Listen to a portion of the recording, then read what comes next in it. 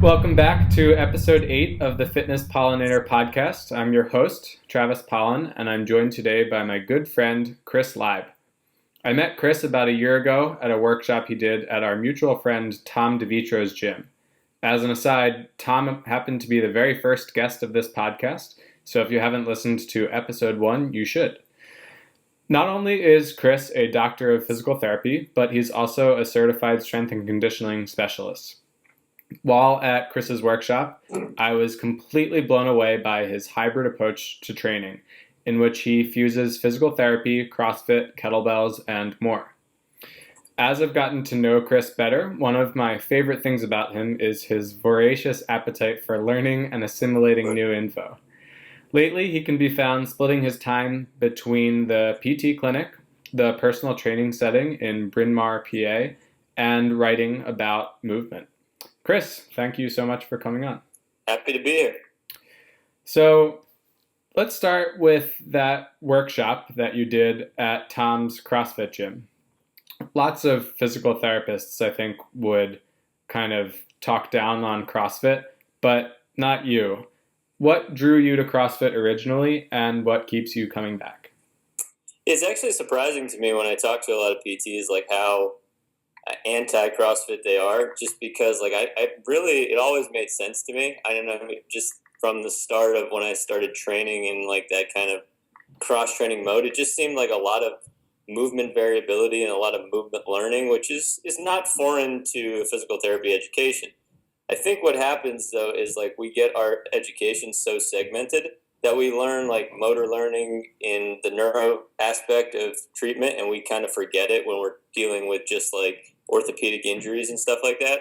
And there tends to be this kind of like kinesiophobia where you're just like afraid to do things you don't know how to teach. So then you kind of just say that, all right, that can't be healthy because I don't know how to do it. And once you get into it and you start learning new stuff, you just realize like, yeah, anything can be unsafe. And I just never have found that unique to CrossFit. You know, you could look at it as there's the sport aspect of it, but just even in like the majority of people that we see as physical therapists are injured through inactivity a lot of times, and they're very unresilient. So like the people that tend to do well and have the best prognosis are people that are active, even if they get injured doing an active task like a sport. They tend to be the ones that are in and out pretty easily. It's the ones that are inactive, that are afraid to move, that are, they're the chronic patients that are more difficult to get better. So I guess it's just how I approach looking at injury. I don't think it's something that like we can really always prevent, and that's really even the goal. It's to kind of make your body more resilient and understand like, if you get injured compared to the other person, why does one person heal better than the other if it's a very similar diagnosis, and kind of those little differences.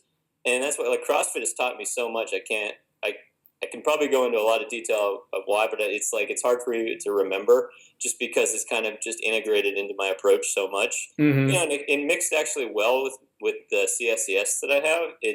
And a lot of people that have CSCSs are kind of anti-CrossFit too, and I've seen the link between, I guess, the common denominators, and maybe forgot about some of the other stuff that might be contradictory.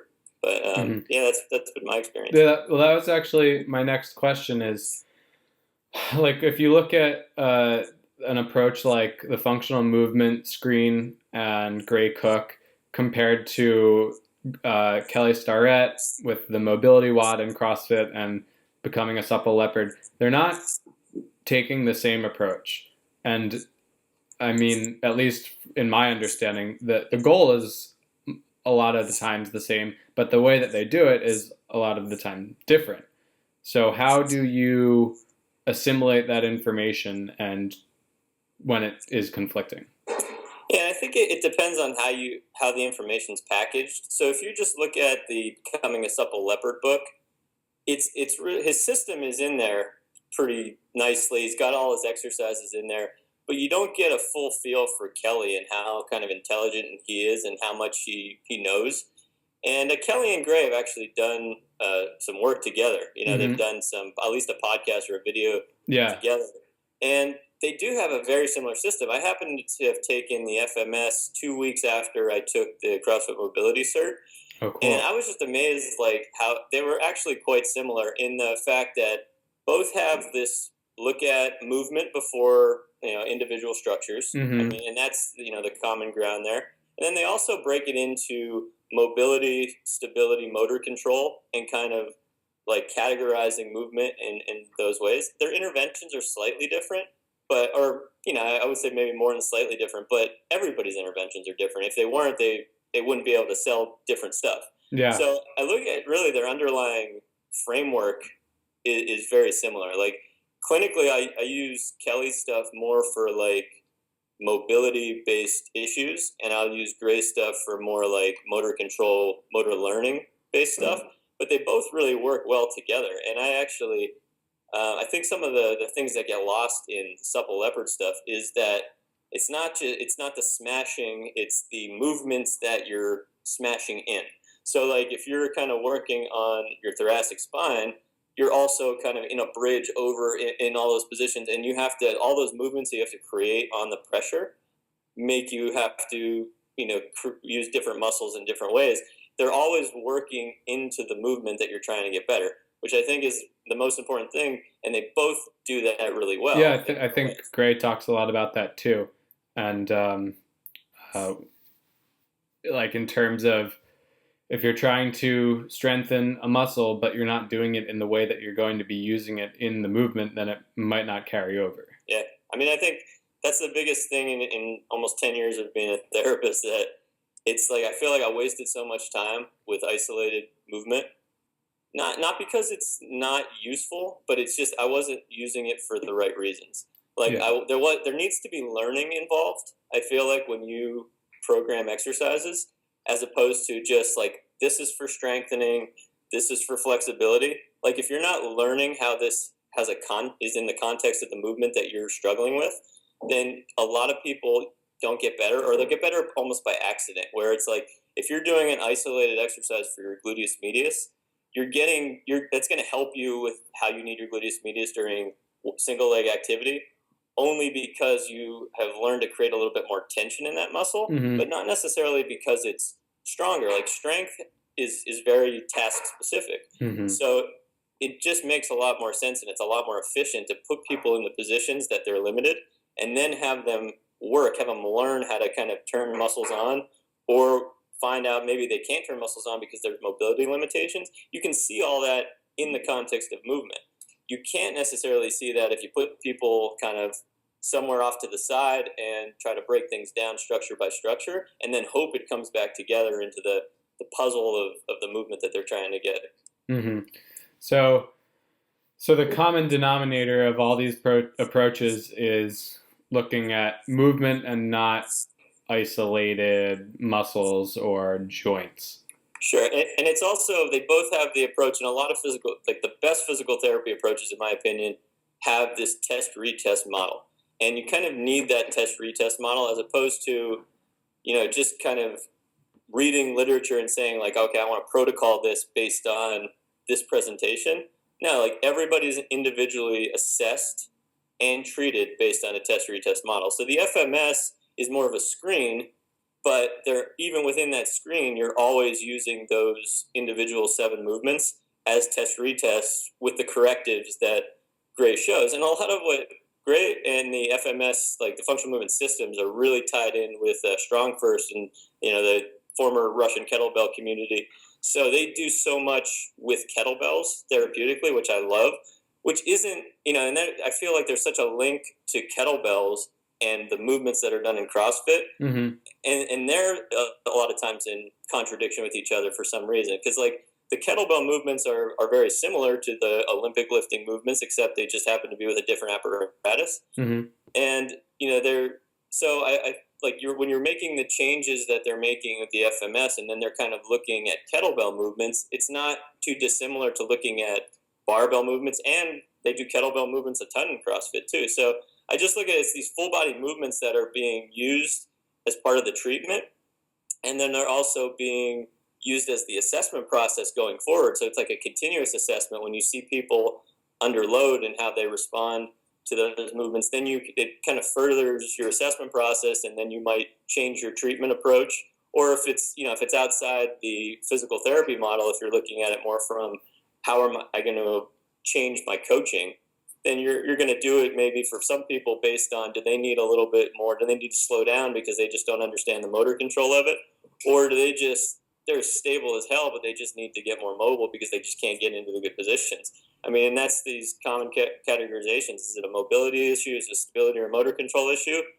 Or is it just that, some people don't want to listen? That's the other thing that I've seen more in CrossFit, just because when you get into these group fitness classes, some people just have their own mind of what they want to do, and they don't want to really take it step by step. That's the knock.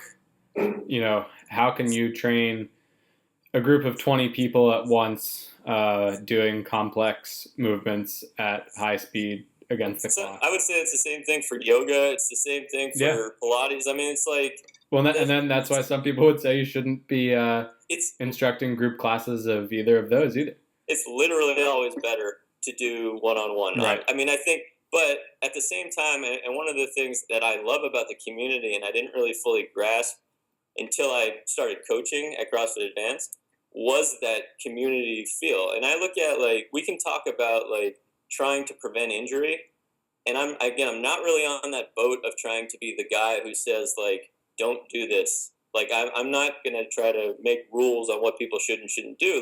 There are people that shouldn't do stuff at certain times. They're not ready for it. And that's an individual assessment process. There's not protocols saying don't ever do this. And, that podcast that we were having a conversation about it, about the physical therapist talking about pain science. And one of the main things, and I totally agree on this, and this is what, science is saying about pain, is don't tell people what's going to hurt them. Yeah, because now it's going to hurt them. That's one of the whether it actually does something structurally or not. You've already planted the seed of catastrophizing pain, and that can be a problem. Right. So try to tell people this is going to make you stronger. This is going to make you more stable in this position, and that ends up breaking down to why we move. What's the difference between kind of moving well and not moving well? I look at that more as let's break that into the basic sciences of physics, more than looking at what's going to prevent pain, because pain is just way too complex. Mm-hmm. That's one of the best things I think I learned from you recently was that, not that I'm qualified to give someone a diagnosis, and I want to talk about that in a little bit, but I shouldn't even say the word femoral acetabular impingement, even if that's what it sounds like to me, because when you get that into somebody's head, then they're suddenly hurt, and then they have pain just because they think that they should. Right. Yeah, absolutely. And I think the idea of diagnosis is to help research along. It's to kind of categorize You have things. To bin people so that you can do research on a large enough kind of get a sample of all right, this is a common diagnosis, so let's try to figure out common things that help this common problem. However, when pain and the diagnosis are not the same. And that's the thing that is missed a lot, is that your structural problem is a diagnosis, but it's not your pain. I mean, they can be it's a piece of it, and they can certainly be correlated, and certainly earlier on in the process, it seems to be more kind of associated, but the more chronic things get, the less it's going to be associated. Even if there is very obvious clinical presentations, there's going to be more to it the longer you're in pain. It's going to get more into your central nervous system and your other systems in your body. So it's just that's my problem with diagnosis, is that, as therapists, we have to totally do a different diagnosis than a medical doctor, because our interventions are totally different. We can't really affect structure. We can affect it over the long term, maybe by kind of creating remodeling processes and tissues, but really we're affecting how people move and stress on tissues, how they're putting stress on tissues, but also just their comfort level with movement. And that's an art as well as a science. Mm-hmm. Going way back to something you said earlier, the fact that the kettlebellers and the CrossFitters are using barbells and kettlebells respectively for the same exercises, but then they're not recognizing that necessarily. The people who say, oh, you shouldn't be doing high rep Olympic lifts with barbells, but yet a lot of the kettlebell certs test a 5-minute snatch for 100 reps. Right. There's not, in my mind, there's not a huge difference between. I agree, and I think the 5 minute snatch is like one of my favorite things to do because like I feel great afterwards. Like I feel like I've done everything I need to do in that day. Yeah. With that workout.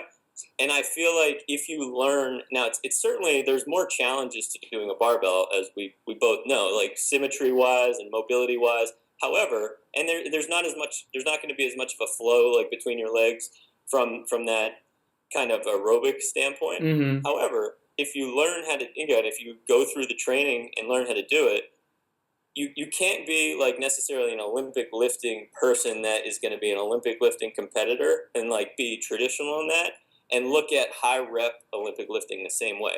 You have to look at them differently. Mm-hmm. You have to look at like one is that I'm trying to you shouldn't be doing necessarily a weight that you can't flow with a little bit. Mm-hmm. Right? If it's a weight that you're doing, it's so close to the weight that you would be doing kind of individual reps with, then you're probably going to have trouble. But that's just coaching. You know right. what I mean? There's always going to be a problem when you add competition to people that really shouldn't be competing. But again, that's an individual. To me, I'm not like here to police somebody's decision making process on whether they want to compete or not. We're talking about adults. Yeah. And we tend to like treat them like children in like, we should be protecting these people from themselves. But why? Like if I'm coaching someone and I'm giving them information and education and they're just choosing to say like, that's not what I'm here for. Like I'm here to get a sweat. Good for you. And then I'll treat your shoulder and I'll treat your back. And, and I'm not like, and I'm not even judging it. It's just because like I've had my own shoulder issues. I've had my own. And it's just like every time I get an injury, I learn something from it. Mm-hmm. It makes me a better therapist. But it also makes me better at that movement because the pain can be feedback. Absolutely. Like if you just decide to listen to it and not be stubborn that you can't work around it. And that's the things I see sometimes. Yeah. I understand both schools of thought, like the strength coaches who are saying nobody should do this and you should do this. They're trying to protect as many people as they can. But you're saying, like people who come to a CrossFit are grown adults and they can decide. Although you don't want to expose people who aren't equipped to make that decision to the elements, Sure. I think the problem is like, and like CrossFit Advance is the place that we have the most tie to. Mm-hmm. There are great coaches there. Tom and Matt, they do a great job. They do things right, and I even like, it's funny, I listened to the podcast you do with Tom, and as well as I know him, I don't think I realized like how good he was at breaking all that down. His approach is very nuanced, and if you watch him coach, he's just like boom boom. But he just thinks, such a motivator too. But he thinks so quickly on the fly with large groups of people, and you wouldn't know that all that is going on in his head, but he has a million backup plans. He's a voracious learner as well. He wants to learn like crazy, and I love that about him. But I don't see anything being done certainly at CFA that would be considered like not going through the stages. It's just that when you get into like the metcons and the conditioners, like you have to be able to know where to scale. Mm-hmm. But like all the coaches there, when I was coaching there, it would be like scale there, and people would ask me, and I would tell them.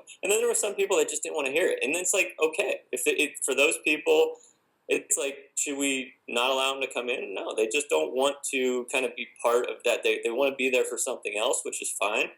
I think it's like it reminds me of like a sport when you're involved in a sport, and like I played basketball. My dad was a coach for over 30 years, and it's just like some people just wouldn't want to listen to him. Sometimes I was that guy who didn't want to listen to him. It's like, and the coach often knows what they're talking about more than you do, but you don't always want to listen. So, like, do you kick the person off the team or do you kick the person out of the gym? It depends on, I guess, how dangerous it can be, certainly. And then there's certain rules that they certainly have in place that you just can't do. But if you're just not going to listen to the instructions, the coaching here and there, or maybe you're just not understanding it enough, then, that's where you kind of take someone aside and you show them some things specifically. But, like, you can only do so much in a group setting. Right. So I think that's another piece of the conversation, too, and I've had this on discussion boards with people that do mostly group sessions. I think those are the people that tend to have more like rules, like protocols, like never do this in a group session. Yeah. Which, I think there's some, it's worth the argument at least, but I'm not that person that's going to tell someone not to do something. I want to be the person that they come to me and they're saying they're having trouble with it. I want to teach them how to do it better. And that's really one of the things, like going back to the original topic about what I've got from CrossFit, is that I feel like I could teach a lot of people to get better at a lot of things now that I didn't learn in physical therapy school. I didn't learn going through my CSCS. Mm-hmm. I learned it mostly from CrossFit and then independent study. Very cool. So between all the hats you wear, you still work in the PT clinic, right? Yep. And you have your own business, Movement Professional, and you're doing a lot of one-on-one personal training. Where do you see the distinction between PT, between rehab and training, and in particular, well, we've talked about pain already, but as a personal trainer, I'm not allowed to treat pain. So if I have somebody who walks in and I'm assessing them and they have pain when they raise their arm over their shoulder, do I immediately have to send them to you as a physical therapist, or can I work with them to get out of pain without directly treating the pain? I think the distinction is that like the therapist should be working on getting their pain better, and then the strength and conditioning professional should work around their pain and know how to do that well. Mm-hmm. So no, I don't think like the person should be out of the care of the strength and conditioning professional when they're in pain. Simultaneous. It should be as much as possible, Yeah. but that can be like the best thing, and my best advice for both the physical therapist and the strength and conditioning professional is have a unity, have a team that you just know, like, all right, I'm going to send this person to the strength and conditioning professional, and then as a strength and conditioning professional, I have this PT that I'm close with, and I can just send a message to, send an email to, ask a quick question, have a quick phone call, as opposed to having it always be like, go through the whole referral process, and let the therapist maybe make a better decision on whether they should see them, or maybe they give you just some simple advice of how to work around it. Mm-hmm. But have that relationship. But otherwise, like, there's a lot of common denominators with the movement discussion we were having before about, like, if you start with movement and you separate it into, is there mobility limitations, is there stability limitations, are there just like motor control, proprioception? I don't understand, like motor moron problems.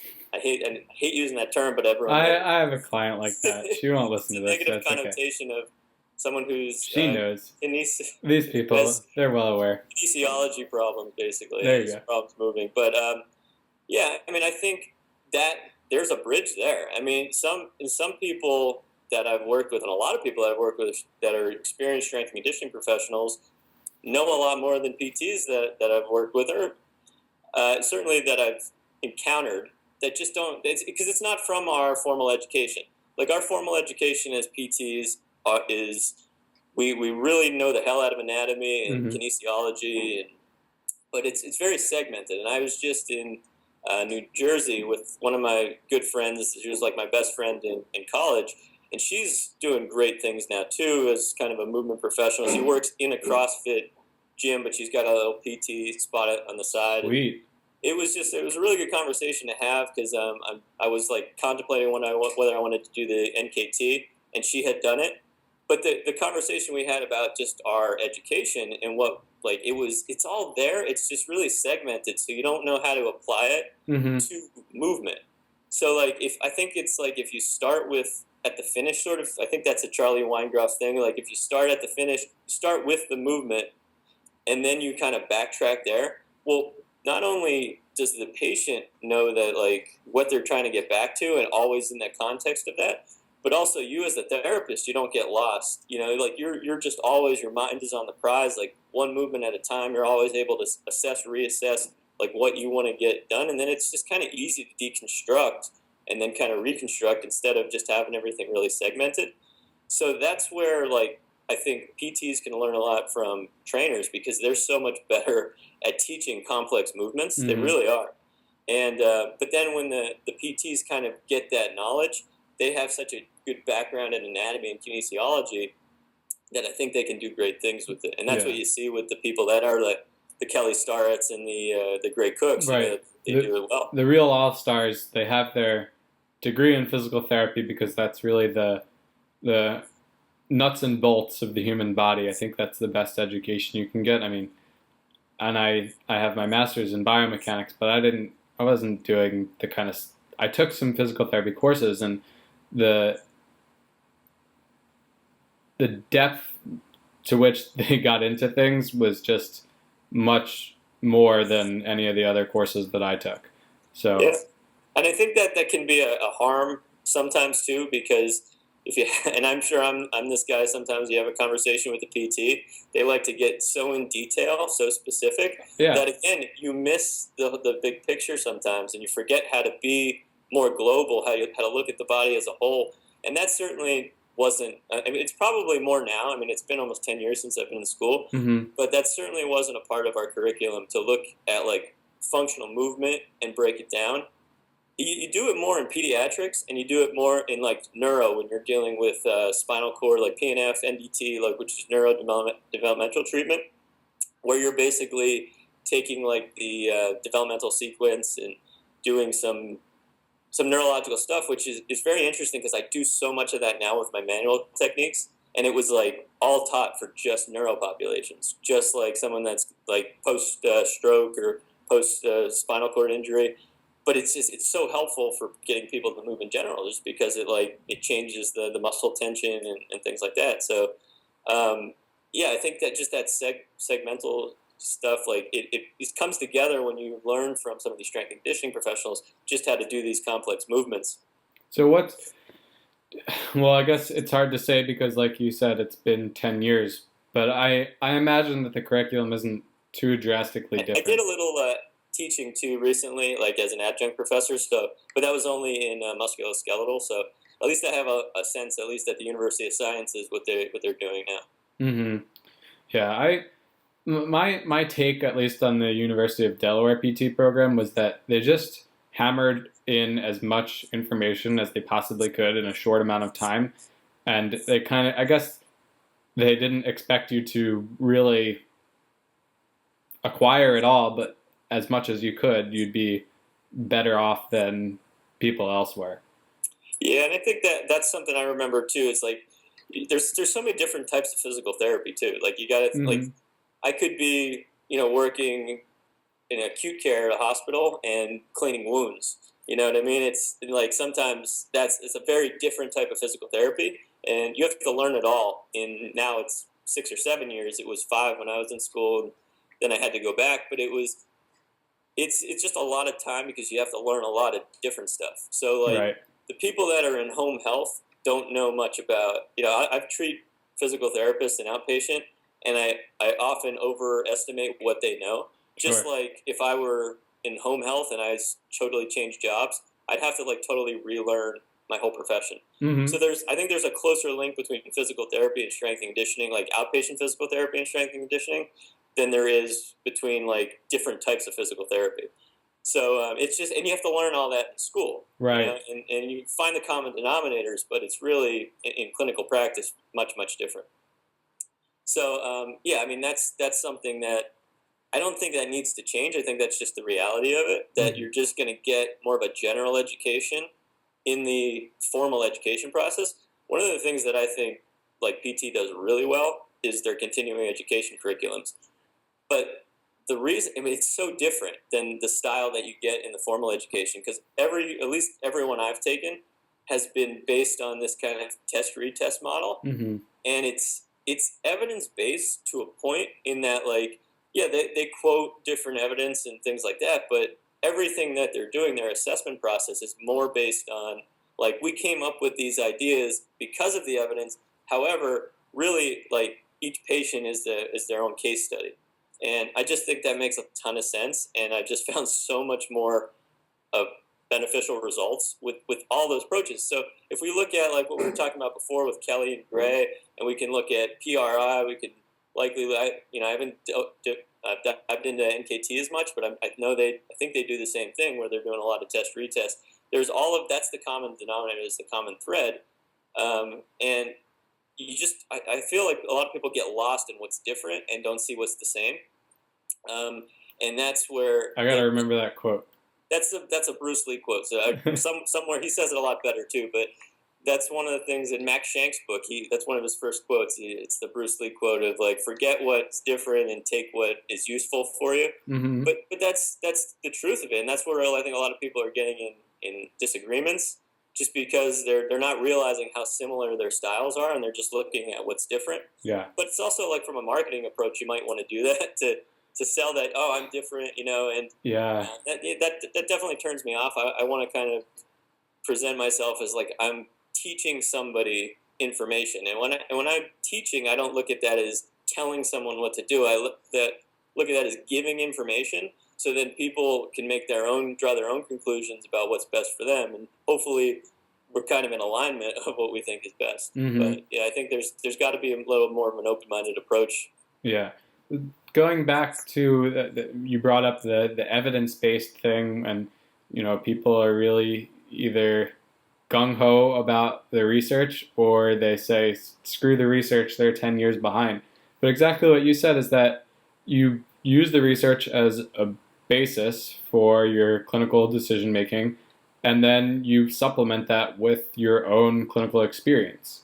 Right. It's not like an either or thing. And it's not that the research is 10 years behind. It's just that they aren't always looking at the exact same question, and research has its limitations, and you have to recognize that, but there is still a lot that you can glean from it. Oh, absolutely. And in the one certification I have, the Certified Orthopedic Manual Therapist, it's basically 6 courses, and they really go into evidence-based practice, which is not just studies. And right. they quote David Sackett. I don't know if you're familiar with him. Yeah. But David Sackett's work is basically this. 1997? What's that? 1997? Yeah, it's probably a little outdated, but he's got several things that have come out. But it's the thing that they really talk about is this kind of 3-headed monster of best available evidence. Yeah. And then you have your clinical experience, and then you have patient values. And that's the thing that gets lost, is like, people don't care about the patient. It's like, and it's like you have to look at the best available evidence to give, in my opinion, to give you more tools in your box, right? Like every time that I read something that is new information to me, it's like, oh, good, I got another tool in my box that I can use.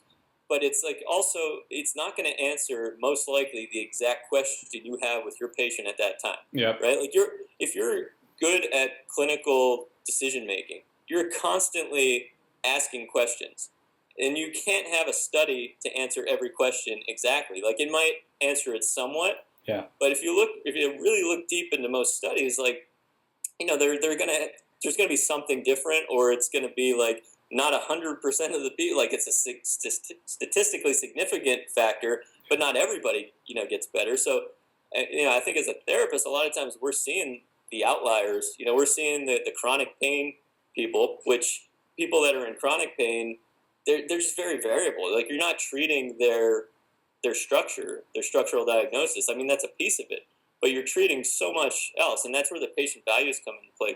So you need a lot of tools in the box to have an option of how to best treat that person based on their values. And then clinical experience, and my boss, who is one of the founding faculty members at Maitland, which is one of the kind of best certifications you can have for joint mobilizations in physical therapy. And he's from Australia. He just has a great way of saying it. It's just like, it's your body of norms. Like, the more clinical experience you have, the more like you can kind of make your own judgments of what's normal and what's not normal, because you just have this big body of like seeing what worked, what didn't, and that's that's really important. But none of it's like more important than the other. It's just like, you're gathering information when you're getting the best evidence. And it is important to understand what that means, but it's also important to say that, like, when you have to really, really break it down to like stuff that is the best evidence, there's not a lot left. You know what I mean? Or there's not a lot basically that fits into those like high level studies, especially when we're talking about strength and conditioning and physical therapy, stuff that's processes more than like single interventions. Mm-hmm. So when you're looking at medicine where you have like a single intervention, like a single pill, a single surgery, Yeah, it's like easier it's to a little control. easier, I think, or not necessarily easier, but like those studies are a little bit more important, and that's why I think physicians are they're more scientific minded.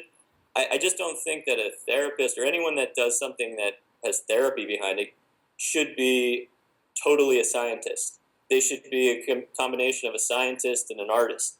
Basically because that you're working with a process with someone. So like and I guess that can lead me into like the next thing that I usually try to separate process based research from like structural based research or like biomechanical research, where like if you're doing an EMG study, you can get a lot of information off of that.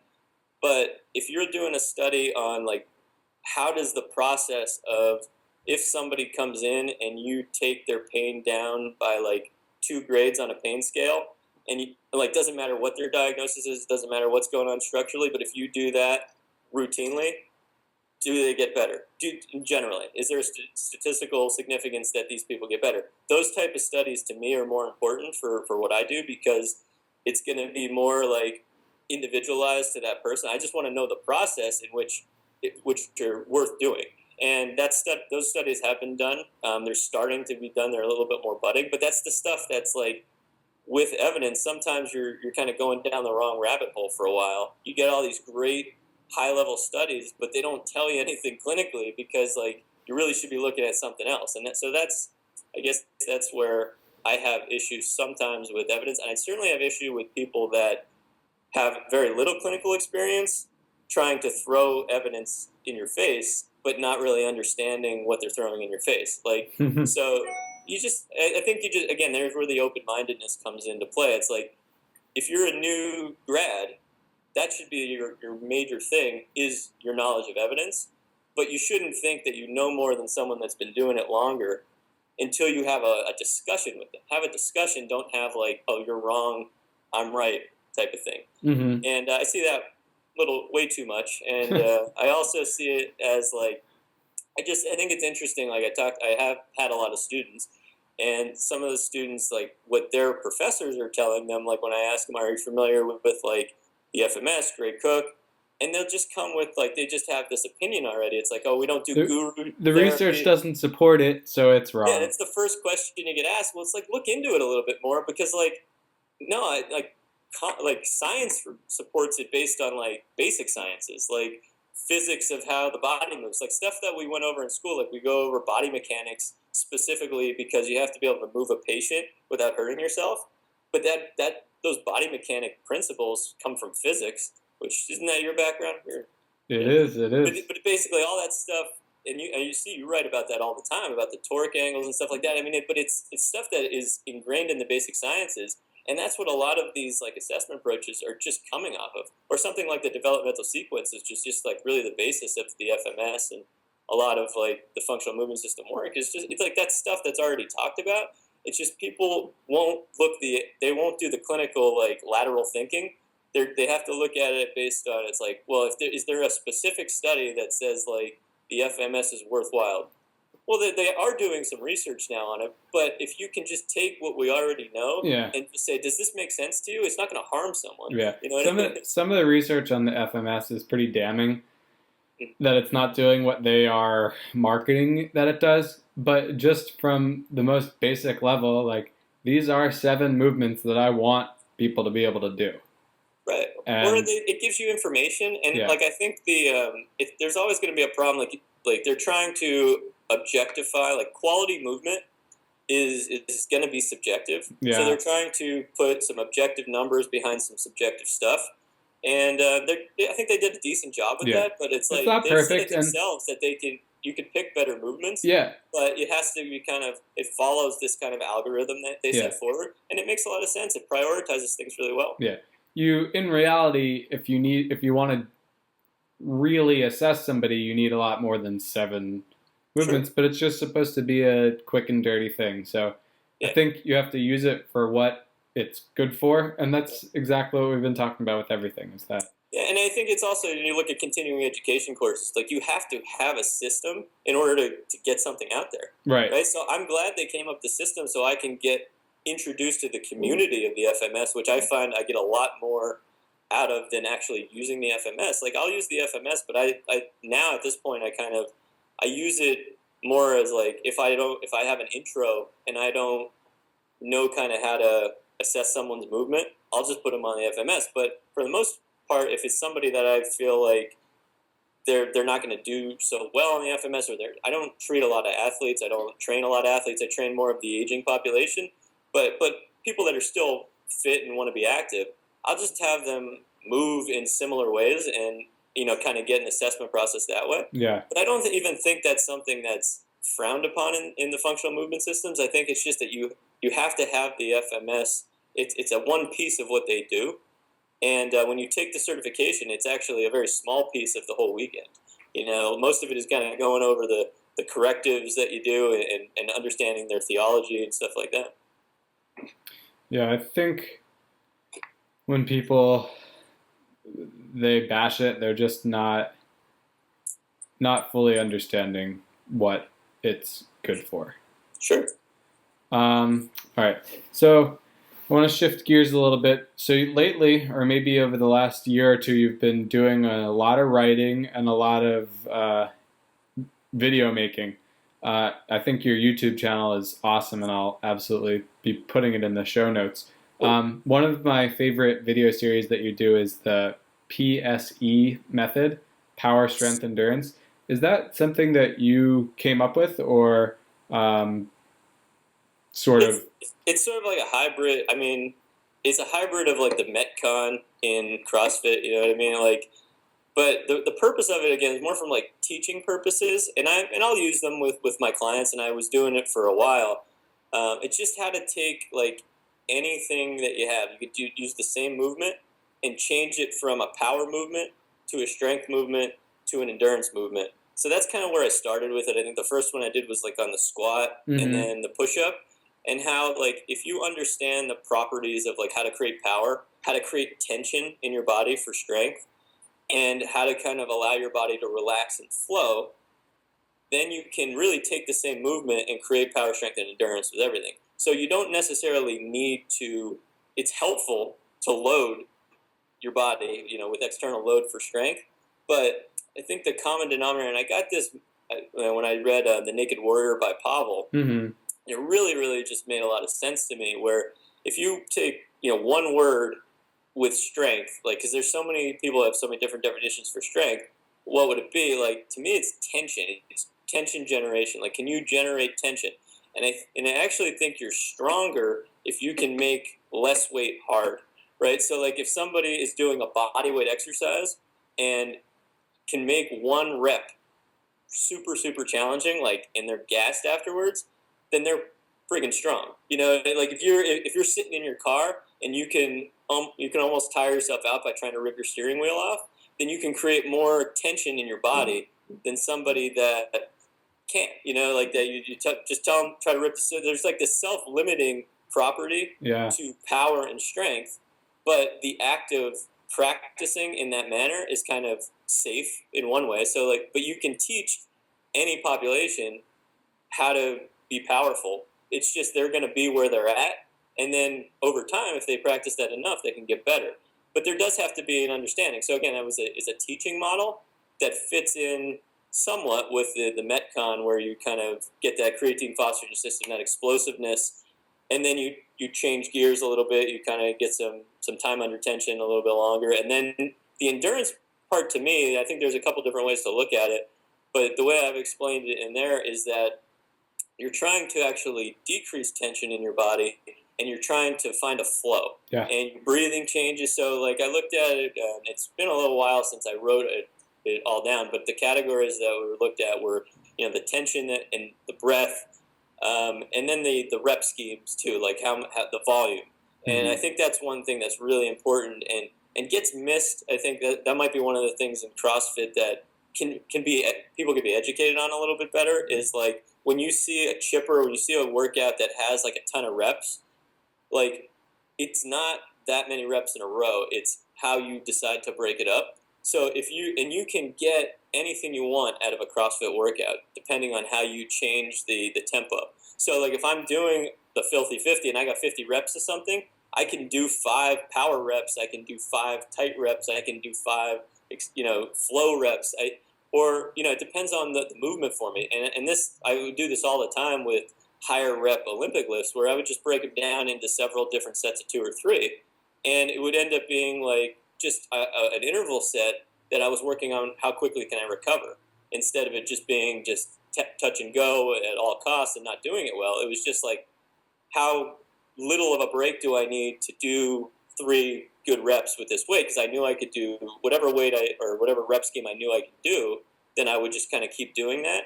And there's different ways to do all these CrossFit workouts. So that's kind of what I was trying to educate with these was, let's keep the volume low, but you're going to do as many cycles as you can in a certain amount of time. I changed the format out a little bit, but you have to understand the components of power. You have to understand the components of strength, and you have to understand the components of endurance, I think, before you just start getting into these like group classes where you're just doing like metabolic conditioning. Mm-hmm. So that's something I think it's missed a lot, is like teaching that, is like that what is power, what is strength, and how do you generate it taking yourself out of the gym with your own body throughout the course of the day, and how do you use breathing to do that and all of that. Yeah, I really like what you just said about like you can have a workout and you can make it any of those things, because like for example, if Rich Froning and I are doing the same workout, for me it's going to be a strength power to use the same weight as him, but for him he's so skilled that it's all just or largely endurance, and that's why he can work through it so methodically and not look like he's ever really taxing himself. Absolutely. Because that's where you want to fall in order to do the workout as fast as you can with the resting that you need. If you have to go into that above zone where you're like burning out your power stores, then you're going to gas yourself out and not be able to finish the workout quickly. Right. Yeah, and absolutely, it teaches you, like when you're doing something for high reps, you have to learn. Now, your body has to be prepared to take the stress of it, but that would be the same with any endurance exercise. Like if you can't do a walking lunge or you don't have single leg strength, then you probably shouldn't be doing a lot of running. I think you could look at it that way. But but you don't even realize it until you get hurt in the case of the runner. But that's where the FMS comes in. You can kind of break that down. They look at all of that stuff and you can kind of see where you're shitty, so that you can kind of work on that. It's not necessarily going to tell you you're definitely going to get hurt, because again, pain is definitely more complex than that. Mm-hmm. But when you do, or if you do, it may be a big thing. It may be something that you prioritize right away. So in CrossFit, with the endurance-based, like high-volume type movements, like the kipping pull-up and the burpee. And like the burpee is one thing that I really changed my whole idea of getting, not just doing CrossFit on my own, but really getting into the CrossFit community. Because I used to do it as like an eccentric push-up type of thing. I wanted to try to be really tight and neutral. I'm with you 100% on what you're about to say. But it's not that way. And the same thing with the kipping pull-up. Now, you should have, in my opinion, a good push-up before you do a ton of burpees from the ground. You should have, like several, maybe 5 to 6 to 10, depends on, that can be some judgment in there, but strict pull-ups before you start doing kipping pull-ups. But again, that's not something that's foreign to CrossFit coaching. That's actually part of the actual CrossFit curriculum, as far as I know. I think in the gymnastics course, I think Matt took it, and that's what we started kind of training that way. And it makes a ton of sense, and I would actually extend that to, you should have a strict toes to bar, which seems harder. In a lot of, you can certainly get the kipping toes to bar a lot quicker than you can get a strict toes to bar. But that will just show you that you have enough of the strength to decelerate, because those movements, when you start whipping them, especially from an overhead position, where you get hurt is in the deceleration, just like a baseball pitcher gets hurt during the deceleration of the throw. So if you can do both the concentric and eccentric movement of a nice tight strict pull-up, then the flow of the kipping pull-up now becomes just kind of like it can be your power version, but it can also just be your aerobic version, where you're using your body to share the load. So if you do a high volume amount of like strict pull-ups, you're going to have more stress, much more stress on your body than if you do a high volume of kipping pull-ups, as long as you have the ability in your muscles and the skill and understanding how to kind of tighten up and let go, tighten up and let go. And that's so you're not wailing on your joints, but it's more of like an ebb and flow where you're preparing for each, when you're weightless to when you're fully weighted. And it's not just like, oh shit, I tweaked my shoulder and my back. It's like, well, my abs were tight and they were ready to engage, so I didn't go to my passive end ranges of motion. And if you do it right, you're not going to get hurt.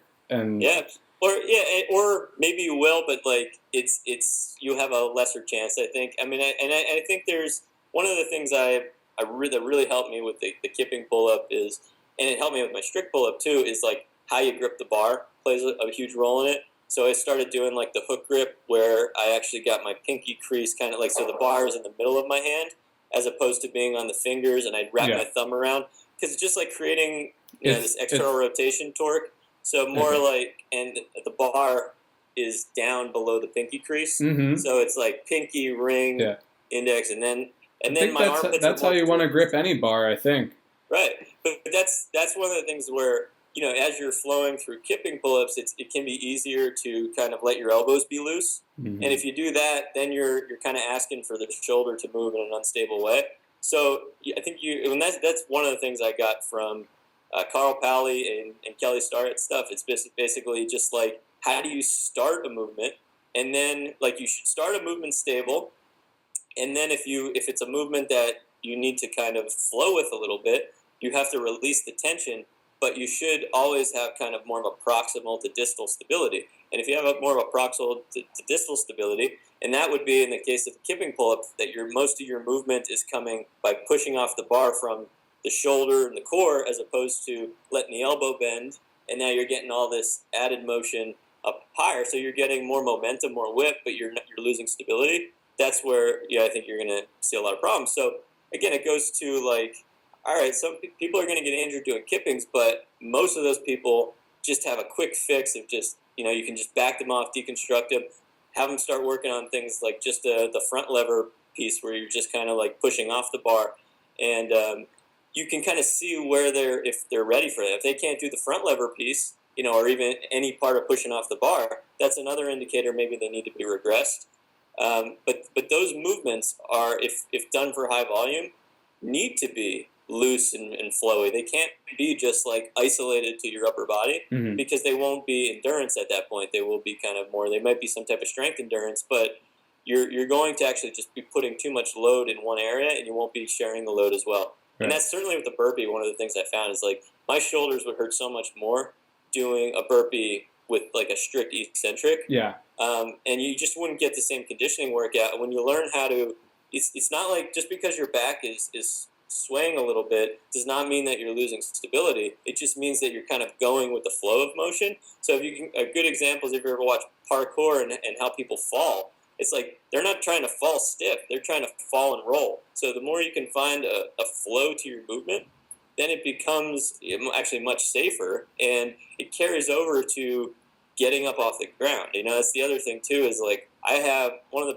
the most important things I have my aging population do is just constantly get up and down off the mat in different ways. So whatever they're comfortable with, but it actually becomes very intuitive to them. I don't even have to like break it down that much. It's just like, all right, get to this position, get to this position. And then the positions and transitions there, but the transition becomes really easy because they realize like the best way to do it without falling. And then you can gradually kind of take some points of contact away and make it a more challenging exercise if you want to. But if you're doing high volume, you don't really want to. You kind of want to flow with it a little bit more. I think, especially with the kipping pull-up and the burpee, everybody's looking at it and they're saying, oh, that's cheating. That's not. It's a different exercise. It's not. And if you go into it without the prerequisites, it can be dangerous. But if you are skilled enough to do the movement and you're doing it correctly, then I think it's okay. Yeah, I mean, look at something like a push press, versus like a strict press. Is a push press cheating? Is a jerk cheating? Right. You know what I mean? Like, It's different because you don't do those typically for as high a volume. So I think that's another piece that if you're doing like just like heavy lifting, kind of powerlifting, push pressing or jerking, that should be for low volume. But if you're doing like high volume push pressing, it should be a weight. It should be very similar to the idea of being able to do strict pull-ups before you do kippings. You should be able to kind of at least strict press the weight that you're doing for high volume push presses so that you know that you can kind of control it down. That's just, I mean, I think there's some standards that I think most CrossFit boxes have, and I can't speak to that really. There's so many, Right. I can't really define it. But I would say that it's definitely in the curriculum for the courses that are taught to the coaches. Like they teach you how to break movement down really well, and that's something that again I got from CrossFit that I didn't get from PT school or from like CSCS stuff, because that was just so much taught based on like this protocol you do this instead of like how do you break things down. Mm-hmm. Very cool. All right, so a couple more questions. We're working on 2 articles that will hopefully be out in the near future, one on posture and the other on recovery. So talk to me first. The piece that I found most interesting on the recovery was the idea of using meditation to improve recovery and as it applies to strength training. So I think to the uninitiated, those 2 things might sound contradictory. Strength training and meditation. But how do you see them mixing? Well, I think recovery in general should be contradictory to how you're training in a way, like however you want to look at that term, but like it should be very counter. It should be like a counterbalance to what you train. So it is in a way, but like the human person from a health standpoint needs that balance. And I just so I can get very, very deep into a discussion about meditation because it's been very meaningful to me. But specifically to recovery and strength training, I mean, it's when you lift heavy weights, and I don't want to go too deep in this because I don't think I really, without having some literature in front of me, I would probably screw it up. But just understanding that there are hormonal changes that take place when you lift heavy weights that have been kind of studied and understood, growth hormone, testosterone, things like that. Like all that physiology bullshit. You're making change. You're also making change to your sympathetic nervous system versus your parasympathetic. So working out, oftentimes, especially strength training, power training, stuff that's done in short bouts, and you got to put all of your effort behind it, is going to be a very sympathetic type of activity. So you're going to kind of get into this fight or flight response, and that's part of actually one of the benefits of fat burning. It's like cortisol is a piece of it's one of the fat burning hormones, but you just don't want it to be in there chronically. So you want to clear it out, but it's kind of in there with the testosterone, the growth hormone, and some other things that are stimulated through strength training and power training. So you're going to have this kind of point where anyone who like really has felt that kind of high after strength training, and you don't even have to do like a workout where you get your kind of your sweat on, where your endorphins look, but just lifting heavy weight, how fired up you can feel after being that way. Well, that like I would think of that as kind of like an adrenaline response. Like you're going to be up, but you'll crash from that at some point. And if that's all how you train, and you're getting these hormones that are great for a lot of things, but may also kind of keep you in this kind of always on state, meditation would be the counterbalance to that. It just helps to kind of get you in a more down state. So from a standpoint of like it makes you sit still, and that's one thing that I underestimated in how little that happens. And even when you're and I'm not saying it's like people aren't sedentary. I'm just saying like sitting still without your mind being on a television, without being on a screen. So your mind needs that rest, and certainly sleep is a big way to get it.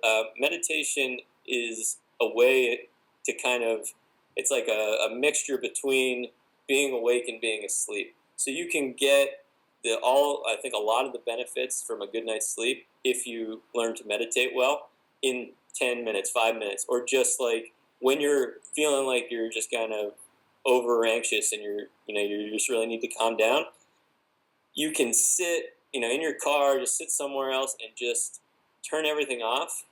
And the more you practice it, it's certainly a practice like anything else, the quicker you can kind of get that response to help you with your day, to the point where you don't even need the separate time to meditate. I would totally recommend it, because it's sort of like, as a trainer and somebody that's like very active, you don't need necessarily as much time to train to probably get the benefits, because you can do such high level stuff. But you still want to train. You still want to kind of have those like structured workouts from time to time and things like that. I mean, I would look at meditation, but it's the process of getting to understand your mind.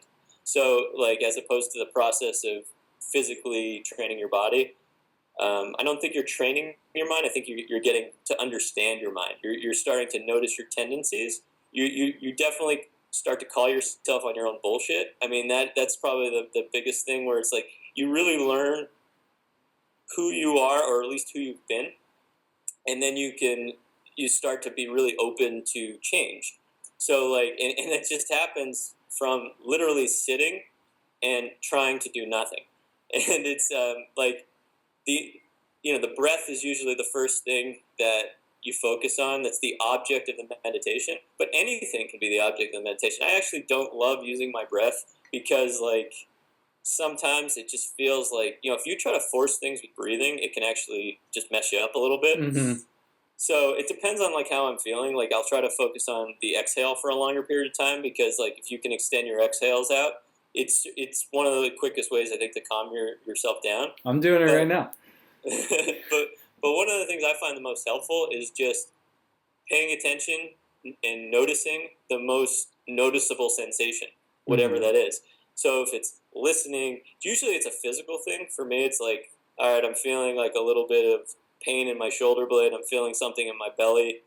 And you just do this little like ongoing body scan. I'm feeling an itch, and you don't judge it. You don't get upset with it. Like, one of the hardest things for me, and it still is like, if I get a pain, like I try to immediately diagnose it. Just even in a sense, like, okay, how am I sitting? My head must be forward. I'm trying to put vectors in my own body, and that's can be harmful. Like, just to, you want to put yourself in a good seat, but if you're working for that seat, like if you're working for that upright posture, then either like kind of get in a better position, or just relax into a shitty posture. The idea is to let go and just try to like be aware and not judge anything as good or bad. Yeah. And that can be very hard to do, but what you start to notice is like your tendencies of mind, and being cool with them. You're not trying to stop them. You're just like, all right, this is anxiety. So then you get these feedback cues for when you're about to be anxious, and you know what to do as kind of like your counterbalance for that. You're like, this is my cue for I'm about to be angry. So these are your kind of cues to kind of come out of that. And so you just kind of, you work on being a better human. But specifically for recovery, it's just like your way of seeing maybe some of these hormonal changes that are going to keep you on the cusp of like kind of losing your temper. And like, if you take the extreme example of people that are on anabolic steroids, right? Like, that is that sympathetic, that high state, right? That, that always up state, that you're violent, like these are some of the side effects of all of that. You're emotional in a lot of different ways. So like your counterbalance for that would be to kind of be aware of it. Now, I think if you're on anabolic steroids, there might not be enough meditation to kind of combat that. But certainly it wouldn't hurt, like, and that's basically how I would use meditation. And I continue to use meditation now. It's like, if I'm working a long day, like there's going to be ebbs and flows in every day where you just feel like, all right, I feel great from my workout, but now I'm crashing, and I need to sleep, but I can't. All right, like I can try to have some coffee and do more work, or I can actually go sit in silence for a little bit and try to just allow myself to downregulate. And sometimes that really means like I'll actually nod off, whatever. Like I feel very refreshed even if I do nod off and come up. You kind of get this like you start getting a cue of like, all right, like this is a restorative sleep. that you can do within like 5 to 10 minutes. So you don't need as much time to kind of restore yourself. That's amazing. Every time I talk to you about it, it motivates me to do it. It's just something that you have to, like, if you ever do it, like, don't expect magic from it. Yeah. Like, you just have to be consistent and, like, just, like, don't expect magic from the first time you work out. Mm-hmm. But, like, and even if you've worked out for a while and you stop and you're not consistent with it, right? Like, consistency is always, I think, the key to fitness, and it's also, I think, the key to having a practice. But then you start to understand the practice and how it integrates things in life. Very cool. Bridging off one thing you said about meditation, where you have to find a posture that is comfortable for you, it can't be forced.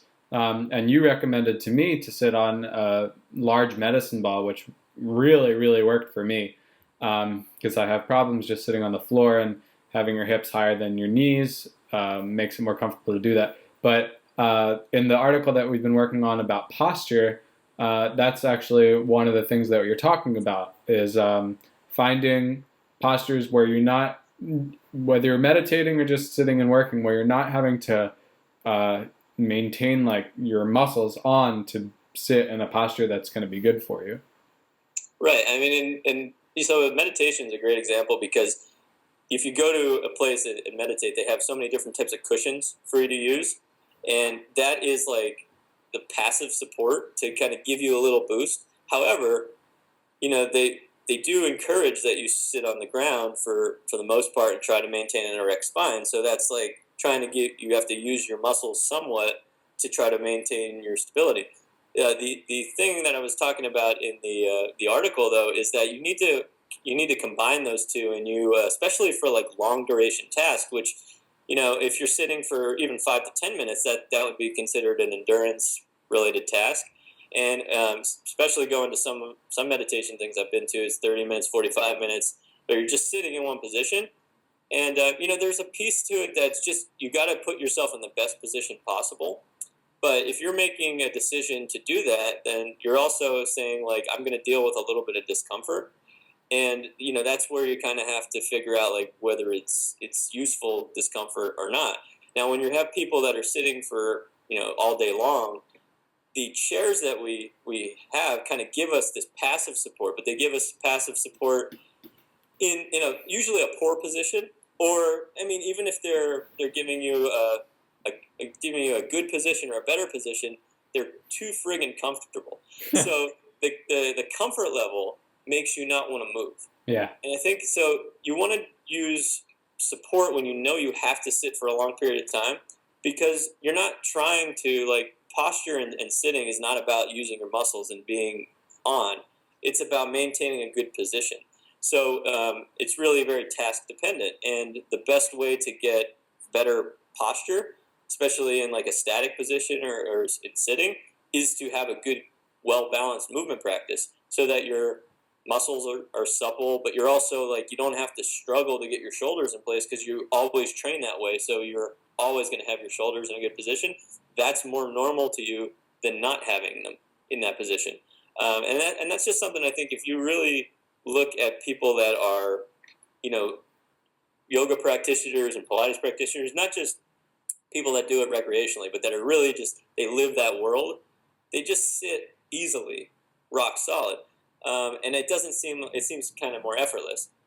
So the other piece of that too is, like, if your hips are more mobile, and this is where, like, we were talking, like, I have to use a bench, and that's what I was having you do with the ball there, basically. So you sit on the knees. In yoga, that would be like a hero's pose. So if I had enough mobility, I could just sit right on my feet and on my calves, but I don't. I'm in my knees, so I have to sit on a meditation bench, which is much more stable for me, because I'm getting the stability from my knees on the ground, as opposed to if I sit cross-legged on the ground, my butt's touching the ground, but my knees are hovering over the ground, and they're just kind of in this limbo. So now everything else has to work harder, and it's a very obvious thing. Like, when you feel it, as soon as your legs, the more points of contact you have with the ground, the more stable you are, the less you have to work to be in a good position. Right. The lotus pose is a great example of that. So there's a ton of mobility demands into that. I had Dara do that when we were at my Positions and Transitions workshop, because I knew he could do it. But as soon as you sit lotus style, like, you don't have to tell your back to straighten up; it does it naturally. So there's these relationships between hips, points of contact, and your spine that, if you don't have the mobility to do it, you use the passive support. But over time, like, you actually, by using the passive support, it's not necessarily like, if you're using a ton of it, more than you need, maybe you're not going to make any change to mobility. But if you use just kind of like the right amount where you still have a little bit of stimulus, maybe like stretching the hips over time, you'll actually get more mobile and you'll need less and less. And I've certainly found that with sitting with a bench. Like, my ankles have gotten so much more mobile into plantar flexion. And I feel so much more comfortable just kind of being in that, like, hero's pose. But I wouldn't want to be there for 5 to 10 minutes yet. So, like, right. you still got to, it's an endurance practice. That's one of your other rules in the article, is that you need to have variability, I think. Yeah. So, and that's the tricky part about meditation, where it's like some of the goals there are not to have movement variability. But again, it's only for, like, in the grand scheme of things, if you're just sitting for 30 minutes in one position, like, that's a lot less than what people do. You're sitting at a movie theater for 2.5 hours in one position. Right. So. And you actually get, your mind gets more comfortable with the discomfort of being in one position, as opposed to trying to kind of put yourself in crappy positions to get away from the pain. Like, you're actually working directly on, like, your pain response, which is something that, again, it might not make sense unless you practice it. And the way I like to look at it is, like, there's some evidence behind meditation. There's some evidence behind things like acupuncture and Tai Chi, from a standpoint of, like, for people, they work, but, like, the theories behind them aren't going to be well proven. So, like, the idea of Chi in Tai Chi is not going to be something that you can scientifically prove. Mm-hmm. But if you have a practice, and I know some people that have a practice of Tai Chi, they believe in Chi. Yeah, you know what I mean? It's not going to be something you don't believe in. I've done Qi Gong, which is a similar practice, and I've felt it. One of my friends was a very accomplished karate person growing up, and the way he described it, he had done Qigong before. He said it's the heat that you generate. Right. Which is, a good way to describe it to a layperson who hasn't experienced it before. It feels like heat, but it's energy, and even though it might not be measured in the same way that we would classically measure these things, it's definitely there. There's no denying it after you do it. Yeah, there's something, and it's like and that's the thing too, is like, science. We can kind of go back to our earlier discussion about science. Like, that's only going to describe what we can kind of objectively sense. And there's a lot more especially to our bodies, to our whole nervous system. Like, there's a lot we don't know yet about our nervous system, but your brain is like the motherboard. It can create really, I mean, you see it with people that have mental pathologies, where it's like it can create a ton of stuff, right? So who's to say, like, especially when you're getting really deep into a practice, like, what your mind is capable of. And that's where, like, meditation is really cool, because it starts to show you, like, stuff you would never think your mind is capable of. Or, I mean, I put in the article, like, it changed my idea of, like, how I would define happiness, in that, like, I feel like right now I got everything I need, basically, and then everything else is just kind of like the cherry on top. So, like, and the word that is used in Buddhism is contentment, where it's just like you already have everything you need, and that's what meditation helps you realize it, for the most part. And that, I don't want to get any deeper than that, but basically it's like you kind of already have what you need, or that's at least how it makes me feel. And then everything else, like, is, I'm working towards things I want to work towards, but I can always come back to just, like, literally sitting, doing nothing, or just watching my son smile, or something like that. Like, those are the moments that really actually make you, if you're really aware and mindful, those are the moments where you're going to actually be your happiest in stuff that you already have. It's not going to be stuff that you're striving for, but that doesn't mean don't have ambition to strive. It just means that, like, be mindful of what's happening there, and be mindful that you can always come back to that present moment and still be good. I think that was the part where, like, you had written one line about that, and I was like, more here. when I Yeah. was reading it, and then you're like, no, that's a different article. So It's I got better for a podcast or something like that to I describe a gotta little bit, and I can go deeper. But I feel it was important for me to say that because it is meaningful. But like, yeah, just from a recovery standpoint, if we get back to the original question, you just think of it as like it's a counterbalance. It's for all the things that are happening to amp you up, yeah. and that's really important for people that are constantly in that state of that up state. It'll lead to more sensitivity to pain. It'll lead to more chance of anxiety. It'll lead to more just less things that you want to happen. Yeah. And you won't Poor necessarily correlate the performance. two. And then your performance will suffer, and you won't even think that it's because you're not recovered. You'll think that a lot of people think, "Oh, I'm not doing enough," and then it just perpetuates. And then they'll do more, and it becomes a vicious cycle instead of just, or even right before competition, if you have like this anxiety that you're already in that state. It's funny that you say that because I just wrote an article. It should come out next week about getting your mind right before competition, especially for things like powerlifting, but also what I come from with the CrossFit and with swimming. It's all the same, is that you have to know your optimal level of arousal for performance and how to go in and out of it when you're going to be tasked to do 9 lifts in one day, or do several CrossFit events, or swimming races in the span of a few hours or several hours. Yeah. So listeners should definitely be on the lookout for those 2 articles of yours that will come out hopefully soon. At least one of them definitely soon, I think. 2 more things. You posted the other day about continuing ed that you had planned for next year.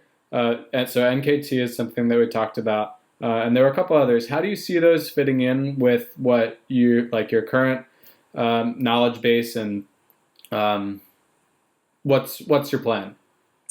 So it's funny now when I take continuing ed, and especially like this is the first year. It's all on my dime. It's my own business, and I've actually done so much more because it's my own dime, which is almost like counterintuitive that like I don't have anyone paying for it. But it's like I now have like that's what I want to spend my money on.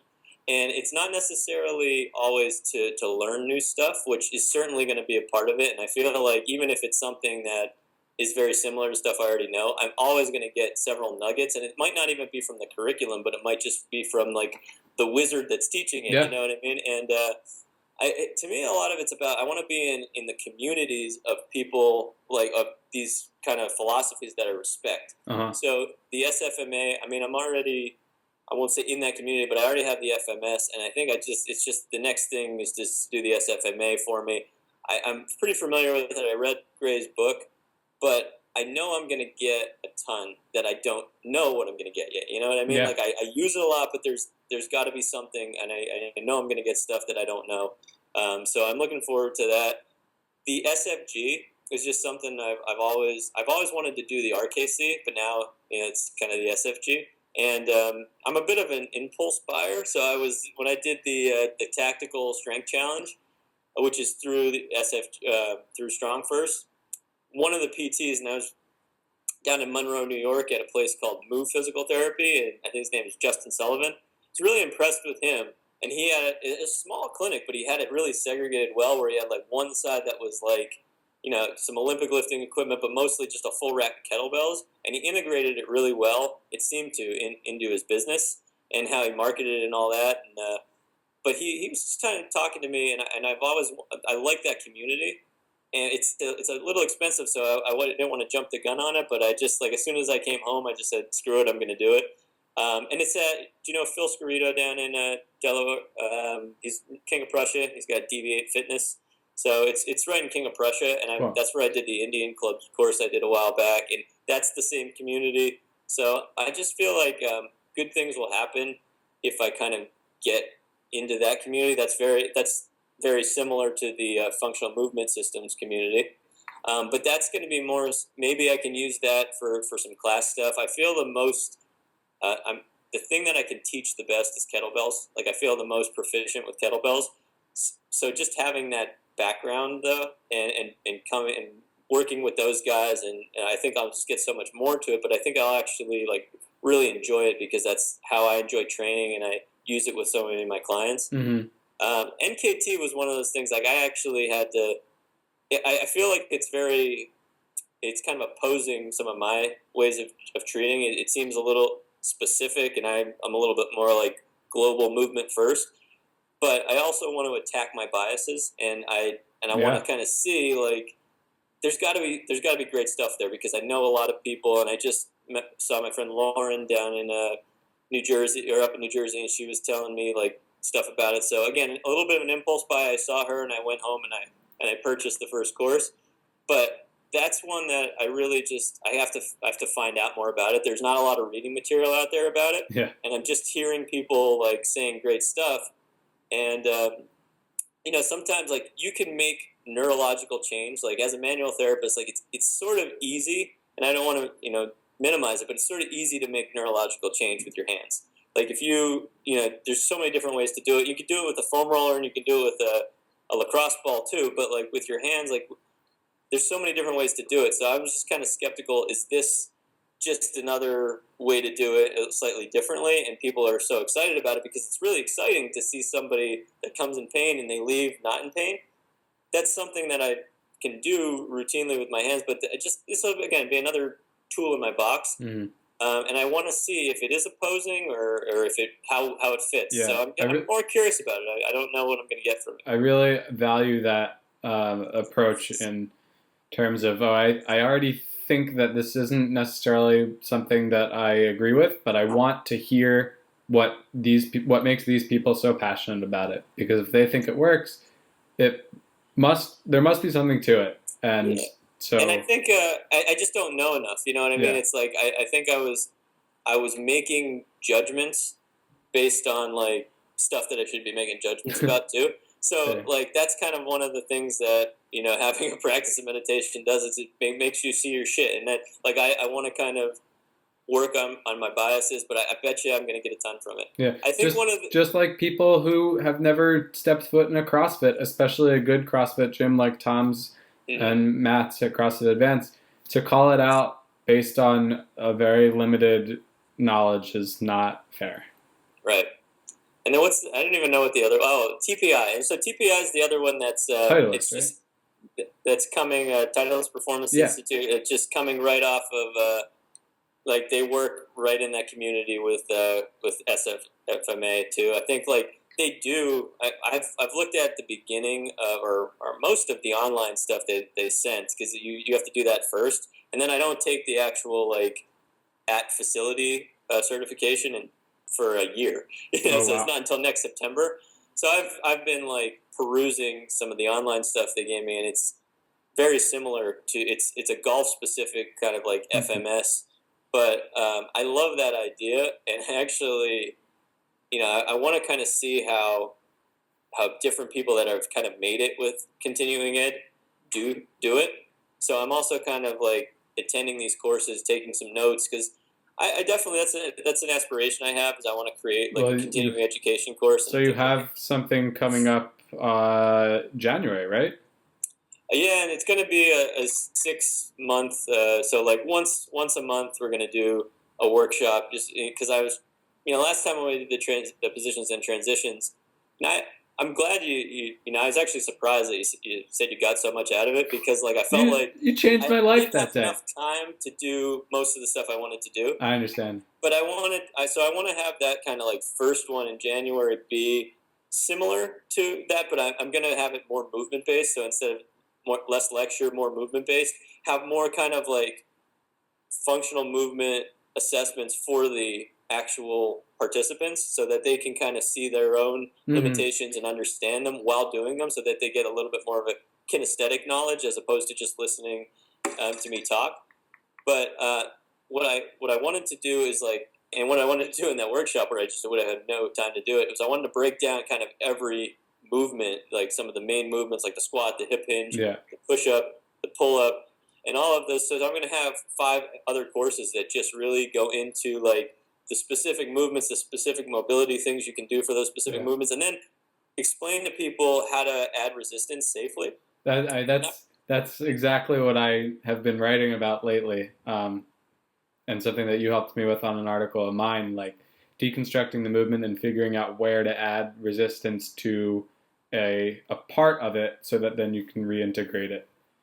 You always write blogs that are like stuff like we definitely have very like minds because, and it's not just that like some of your old stuff. It's like the stuff that comes out that is like stuff I've just been thinking about. It's really interesting. Like great minds think alike, right? Yeah, absolutely. Do you know?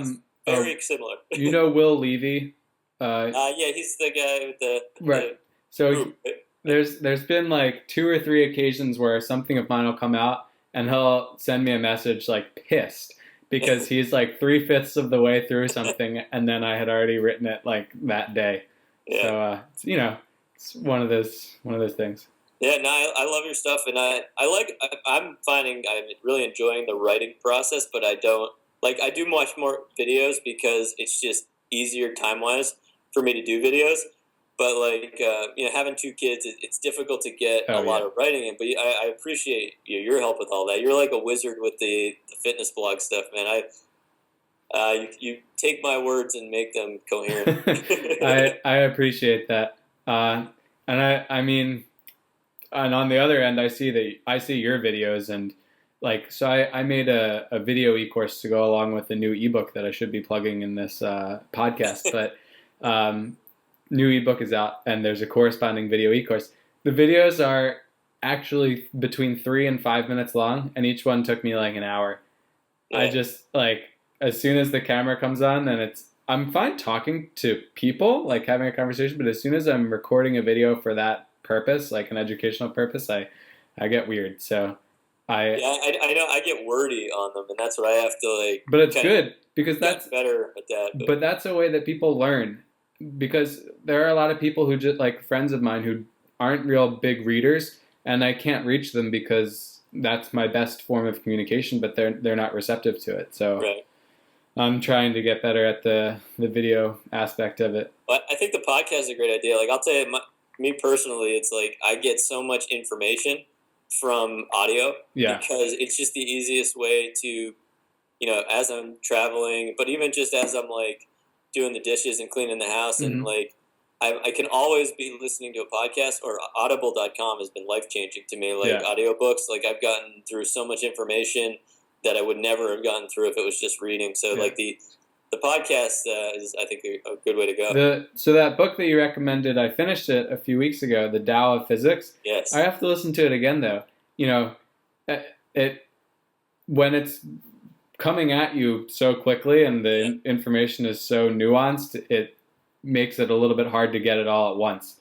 But then on the opposite end of the spectrum, you said with practice, you're listening to stuff like 1.5 times as fast as it's normally spoken. So I guess it's the same as anything. It just takes a little bit of practice. Yeah, and I can't read very fast, but now I can listen at 3 times the speed. So it's like for some things, like it depends on if it's something that's really nuanced and detailed. Yeah, I'll slow it down. But like if it's stuff that I just want to kind of fly through.